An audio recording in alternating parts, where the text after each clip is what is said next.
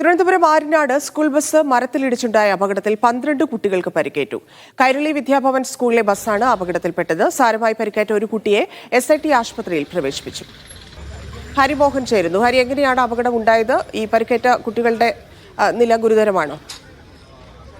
തന്നെ വൈകിട്ട് 3 മണിയോട് കൂടിയായിരുന്നു ഈ അപകടം ഉണ്ടാകുന്നത്. ആര്യനാട് കൈരളി വിദ്യാഭവൻ സ്കൂളിലെ ബസ്സാണ് വിദ്യാർത്ഥികളെ വീട്ടിലേക്ക് കൊണ്ടുപോകും വഴി ആര്യനാട് പള്ളിവേട്ട കടുവാക്കുഴിയിൽ ഉള്ള ഒരു മരത്തിൽ ഇടിച്ചു നിന്നത്. അതായത് വലതുവശത്തേക്ക് തിരിയാനുള്ള ശ്രമത്തിനിടെയാണ് വാഹനത്തിന്റെ നിയന്ത്രണം നഷ്ടപ്പെട്ടതെന്ന് ഈ മരത്തിൽ ഇടിച്ചതെന്നുമുള്ള ഒരു നിഗമനത്തിലാണ് ഇപ്പോൾ എത്തിച്ചേർന്നിരിക്കുന്നത്. 12ഓളം വിദ്യാർത്ഥികളാണ് ബസ്സിലുണ്ടായിരുന്നത്. എല്ലാവർക്കും പരിക്കേറ്റിട്ടുണ്ട്. പക്ഷേ ഒരു കുട്ടിയുടെ പരിക്ക് മാത്രമാണ് സാരമായിട്ടുള്ളത്. അതുകൊണ്ട് ആ കുട്ടിയെ നേരെ SIT ആശുപത്രിയിൽ എത്തിച്ചിട്ടുണ്ട്. ബാക്കിയുള്ളവരുടെ പരിക്ക് ഗുരുതരമല്ല എന്നുള്ളത് കൊണ്ട് തന്നെ ആര്യനാടുള്ള ആശുപത്രിയിലാണ് ഇപ്പോൾ പ്രവേശിപ്പിച്ചിരിക്കുന്നത്. സാരമുള്ള പരിക്കേറ്റ കുട്ടിയുടെ അല്പം മുമ്പാണ് ആശുപത്രിയിൽ എത്തിച്ചത്. ഇപ്പോൾ ചികിത്സ പുരോഗമിച്ചു വരികയാണ്. കൂടുതൽ ഗുരുതരമല്ല എന്നുള്ളതാണ് നിലവിൽ അറിയാൻ കഴിയുന്നത്. എന്തായാലും സ്ഥലത്ത് പോലീസ് എത്തിക്കൊണ്ട് പ്രാഥമിക പരിശോധന നടത്തുന്നുണ്ട്. തന്നെയാണ്.